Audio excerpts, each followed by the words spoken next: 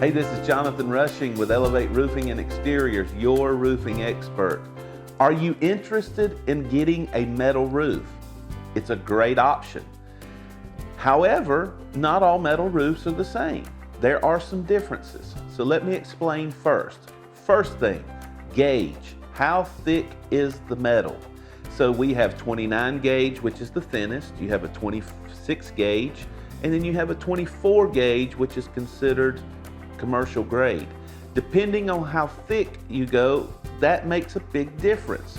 So a lot of times you have to think about the thickness. Next thing you have to think about is type of roof. Do you want aluminum, or do you want Galvalume, or do you want steel? Kynar coated steel is great. It's coated, it won't rust. You got aluminum, of course, that won't rust, but it is a little bit more pliable and easily to damage. And then you have Galvalume, which is a mixture basically of those things, but only comes in that mill grain finish. And then of course the type of roof. Do you want screw down, or do you want standing seam?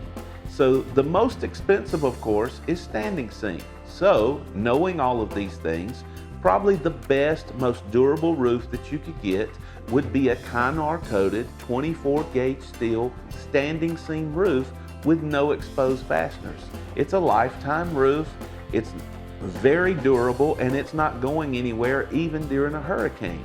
Of course, if you would like cheaper options like a screw down 29 gauge roof, it is a little bit more pliable and malleable, and it also has exposed screws, and so there will be a maintenance thing to it as it goes on, and it will not last as long.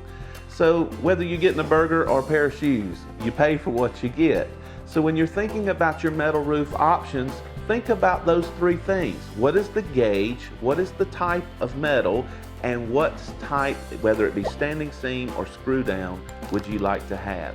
Ask your professional today and call us, because we're the roofing experts. We can help you make the right decision for your budget and your home.